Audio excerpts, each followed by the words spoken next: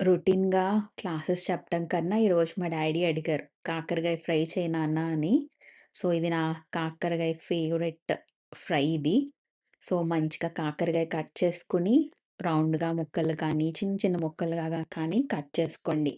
So, వేడి వేడి పెనం మీద 2 స్పూన్స్ ఆఫ్ ఆయిల్, ఇంకా ఆయిల్ తక్కువుండాలి అనుకుంటే 1 స్పూన్ కూడా ఏసుకోవచ్చు. సో, మా ఇంట్లో కొంచెం ఆయిల్ ఎక్కువ తింటారు.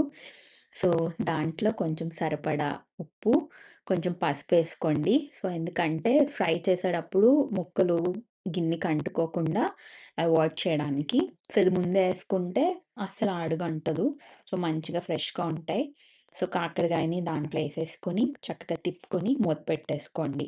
వన్స్ మగ్గిన తర్వాత కొంచెం చెక్ చేసుకొని మళ్ళీ తిప్పుకోండి. సో, ఇది మంచి కలర్ ఫ్రై అంటే మరీ డీప్ ఫ్రై కాకుండా కొంచెం హ్మ్. ఆల్‌మోస్ట్ లైక్ పచ్చిగా కాకుండా కొంచెం ఫ్రై అయ్యే విధంగా చూసుకోండి. సో, అంతా మంచిగా అయిపోయి మంచి కలరొచ్చిన తర్వాత సో, కొంచెం తిప్పుకొని ఇది కొంచెం సైడ్‌కి పెట్టుకోండి. సో, లేదు మాకు మసాలాలొద్దు ఓన్లీ కారం ఏసుకోవాలనుకుంటే ఏసుకోవచ్చు. బట్ నాకు కొంచెం మసాలా ఉండాలి. సో, అందుకని నేను కొంచెం అల్లం వెల్లుల్లి పేస్ట్ వేసుకుంటున్నాను. So, it gives a very, very yummy tasty. చాలా బావుంటది. సో, దీంట్లో సరిపడా కారం వేసుకుంటాను.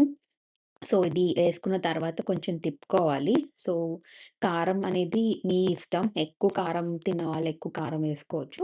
బట్ నేను మీడియం తింటాను. సో, 2 స్పూన్స్ ఆఫ్ కారం వేసుకున్నాను. సో, వన్స్ దాంట్లో తిప్పేసుకున్న తర్వాత సరిపడా కొంచెం జీలకర్ర. సో, జీలకర్ర gives you more fragrance. Once అదేసుకున్న తర్వాత చక్కగా ఈ ఫ్రైలో కలిపేసుకోండి. ఎక్కువ డీప్ ఫ్రై చేయకూడదు ఇదేసుకున్న తర్వాత.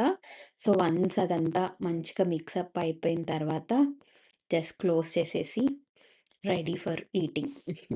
Have a nice weekend.